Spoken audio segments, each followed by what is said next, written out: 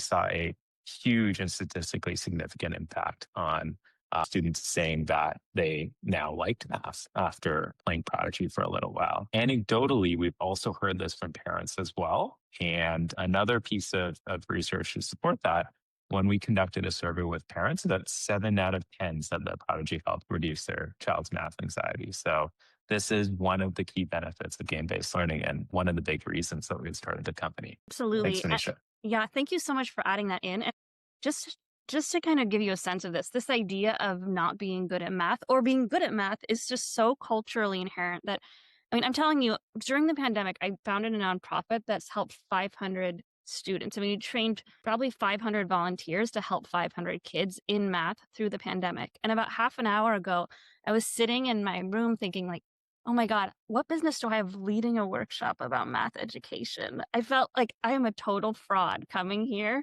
and sharing these insights with you. And I think that's how deep these beliefs run. So just, what Rohan has created is so wonderful, but it's also just good to recognize that if you feel that way, you're not alone and you can still benefit people and help them learn math, even if you have those feelings. So just to kind of go along with this idea of Prodigy, I think one of the real benefits of the curriculum is it's mastery based. And if you're not familiar with mastery based learning, it's a concept that was coined by a scholar at MIT named Benjamin Bloom. And he found that students who are able to learn one-on-one at their own pace in a sequential way. So they're mastering foundations before moving on to the next step, learned 90% faster than children who are learning in a group setting. And the value of a well-designed math program where you have to really learn addition, multiplication, all of the basics before you move on to higher level math is that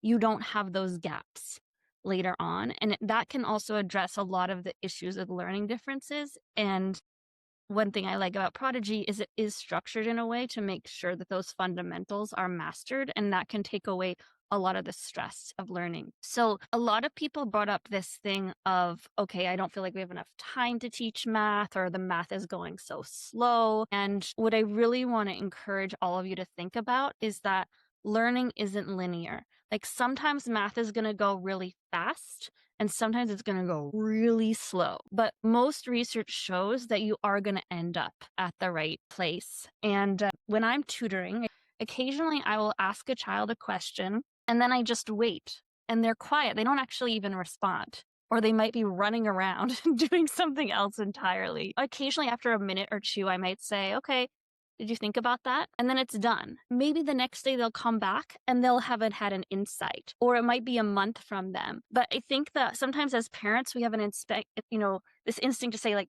did you hear the question? You know that. And we don't really give them that space for the seed to grow. And so I know that it's really hard when you feel like your child isn't learning as fast as their peers, or you're just stuck on the same dang multiplication principle for months. But as long as you're consistent and maybe pushing them a little bit, things will start to click. But the more you say like, come on, you know this, the more anxiety does tend to develop. So it's so hard to be patient sometimes, but I find just planting those seeds is so valuable.